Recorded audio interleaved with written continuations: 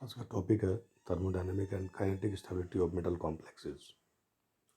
ये BSc part third chemistry paper first unit third thermodynamic and kinetic aspects of metal complexes के लिए के अंदर है।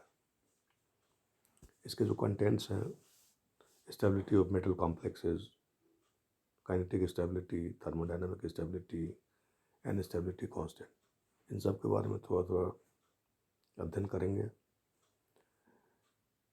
I am Dr. Magan Prasad, Associate Professor, Department of Chemistry, MSc Government PG College, Bharatpur 321001 Rajasthan. आज जो topic है उसमें सबसे पहले देखते हैं stability of complexes. Complexes stable होता है तो उससे क्या तात्पर्य है? तात्पर्य है कॉम्प्लेक्सेस को अगर हम नॉर्मल टेम्परेचर छोड़ दें और अगर वो ब्रेक डाउन नहीं होता है तो इसका मतलब कि उसमें कुछ स्टेबिलिटी है। और किसी खास दूसरे कंडीशन में अगर कॉम्प्लेक्सेस को रखें तो अगर उसमें ब्रेक डाउन होने लगता है तो इसका मतलब कॉम्प्लेक्स स्टेबल उस कंडीशन पे नहीं है। जैसे कि अगर हम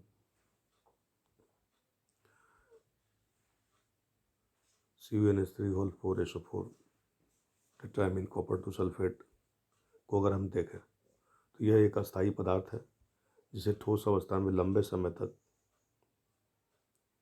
समय तक संग्रहित किया जा सकता है। जल में घुलने पर यह अपना अस्थायित्व बनाए रखता है, लेकिन जलीय अम्लीय माध्यम में यह तेजी से अपघटित हो जाता है। इस प्रकार के आचरण की व्याख्या यदि हम अस्थायी पद का उपयोग करें तो हम कहेंगे कि CuNH3 4SO4 एक अस्थायी संकुल है जो जल में तो अस्थायी है लेकिन अम्लीय माध्यम में अस्थायी है। लेकिन यह वक्तव्य क्या है? भ्रांतिपूर्ण है। टेट्रामीन कॉपर 2 संकुल से को गर्म करने पर इसमें से अमोनिया निकल जाती है, अर्थात जो युग अन्यथा अस्थायी रहता है गर्म करने पर अस्थायी हो जाता है।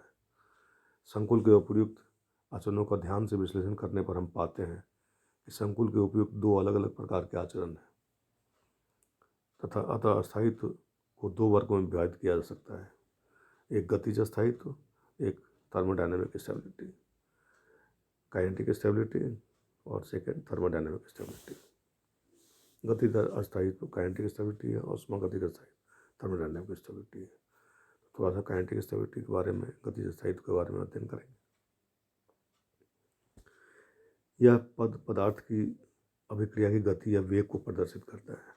काइनेटिक स्टेबिलिटी जो है, यहाँ अभिक्रिया के पूर्ण होने के में समय की महत्वपूर्ण भूमिका होती है। तो अपने पदार्थ की अभिक्रिया करने की प्रवृत्ति को बताने के लिए अस्थायी या अस्थायी पदों की चंचलता तथा अक्रियता, लेबिलिटी और इनर्टनेस पदों का उपयोग किया। तो आपके अनुसार जिन अभिक्रियाओं में प्रतिस्थापन अभिक्रियाएं अभिकर्मकों को मिश्रित करने के समय में ही कोई भी सब्स्टिट्यूशन रिएक्शंस, किसी भी रिएक्शन के अंदर सब्स्टिट्यूशन रिएक्शंस अभिकर्मकों को मिश्रित करने के समय में ही अर्थात 25 डिग्री सेंटीग्रेड पर 0.1 मिलियन मोलर विलियनों को मिलाने के उपरांत 1 मिनट में पूर्ण हो जाता है, वे पदार्थ चंचल है। तथा जिनमें अधिक समय लगता है या क्रिया की गति इतनी धीमी होती है कि उसे मापना कठिन हो जाता है, तो क्रियाकारक संकुल अक्रिय कहलाते हैं। इस प्रकार हम कह सकते हैं कि CuNH3 4SO4 कक्षीय ताप पर एक अस्थायी संकुल है जो जल में अक्रिय है लेकिन अम्लीय माध्यम में चंचल है। गतिज अस्थायित्व के बारे में और डिटेल आगे स्टडी करेंगे। इसका मतलब क्या है? कोई भी अगर सब्स्टिट्यूशन रिएक्शंस अगर हम करें तो रिएजेंट को डालने पे ही 25 डिग्री सेंटीग्रेड पर 1 मिलियन बिलियनों को मिलाने पे 0.1 बिलियन मिलाने पे 1 मिनट के अंदर ही हो जाता है सब्स्टिट्यूशन रिएक्शन। उस पदार्थ को हम लेबाइल कहते हैं, चंचल है। और जिनमें ज़्यादा टाइम लगता है उसको हम बोलते हैं कि ये अक्रिय है, इतनी धीमी हो जाती है प्रतिक्रिया की गति, अभिक्रिया की गति कि उसे मापना कठिन हो जाता है और काफ़ी टाइम लगता है, तो हम कहते हैं क्रियाकारक संकुल अक्रिय कहलाते हैं। तो इस तरह से हम टेट्रामीन कॉपर 2 सल्फेट कक्षीय ताप पर एक अस्थायी पदार्थ है जो जल में अक्रिय है और अम्लीय, लेकिन अम्लीय माध्यम में चंचल है। नेक्स्ट टॉपिक जो है वो ऊष्मागतिकी का स्थायित्व है।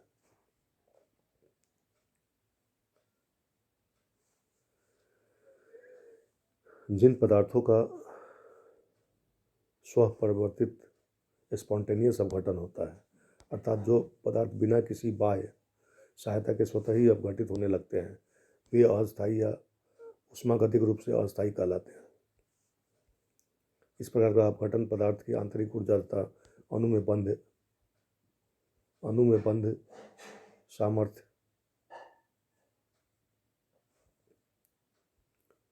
पर निर्भर करता है। मात्र अस्थायित्व पद से हमारा आशय ऊष्मागतिक स्थायित्व से होता है। यह संकुल में धातु लिगांड बंध की प्रबलता पर निर्भर करता है। बंध सामर्थ्य जितनी अधिक होगी, संकुल का स्थायित्व उतना ही अधिक होगा। उदाहरण के लिए COSCN42- में COS बंध अति दुर्बल है, जिससे इसके विलयन को तनु करने पर यह अपघटित हो जाता है। दूसरी ओर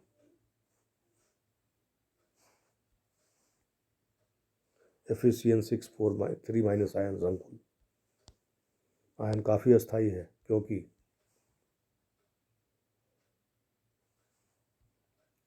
एफिशियन बंध काफ़ी प्रबल है। सामान्यतः यह पाया जाता है कि ऊष्मागतिक रूप से अस्थायी संकुल गतिजतः अक्रिय होते हैं, लेकिन यह आवश्यक नहीं है। जैसा कि हम ऊपर देख सकते हैं कि ऊष्मागतिक रूप से अस्थायी संकुल टेट्रामीन कॉपर 2 सल्फेट अम्लीय माध्यम में गतिजतः अस्थायी अर्थात चंचल है। विपरीततः अक्रिय पदार्थ अस्थायी भी हो सकते हैं।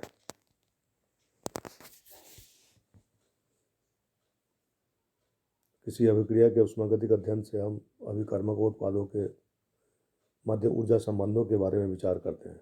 यद्यपि ऊर्जा का संबंध सर्वाधिक सामान्य रूप ऊष्मा है, अन्य रूप यांत्रिक ऊर्जा, विद्युत ऊर्जा, विकिरण ऊर्जा, रासायनिक ऊर्जा आदि है।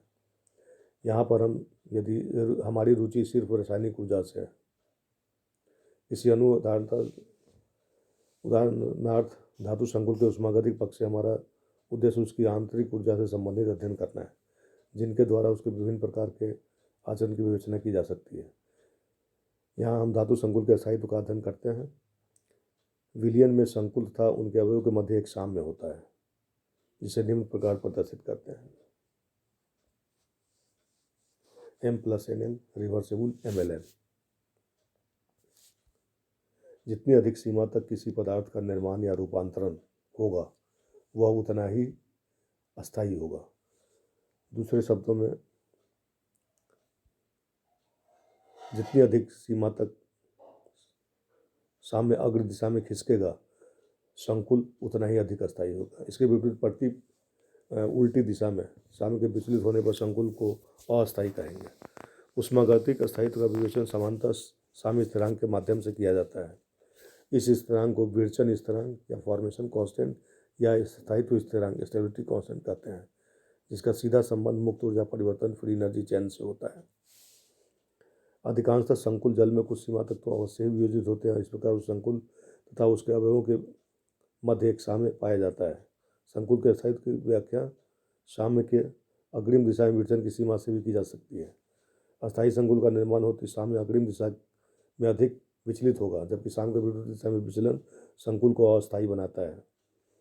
इस कारण साम्य पर स्थायी और अस्थायी संकुलों में अवयवों की मात्रा अधिक होती है, जबकि अस्थायी संकुलों के लिए संकुल की मात्रा अधिक होती है। M+NL साम्य के बारे में देखते हैं। MLN साम्य स्थिरांक। यदि साम्य स्थिरांक रिएक्शन के लिए यदि साम्य स्थिरांक K हो तो K बराबर MLN concentration MLN divided by concentration M into concentration L to the power N। जैसा कि ऊपर बताया गया, स्थायी संकुलों के लिए साम्य पर कंसंट्रेशन MLN का मान अति उच्च तथा उसके अवयव की सांद्रता कंसंट्रेशन एम था कंसंट्रेशन काफ़ी कम होगी, जिससे के का मान काफ़ी उच्च होगा। के का मान इस प्रकार के संकुलों के स्थायित्व का माप है, अतः इसे स्थायित्व स्थिरांक या स्टेबिलिटी कांस्टेंट कहते हैं तथा बीटा द्वारा प्रेषित करते हैं। बीटा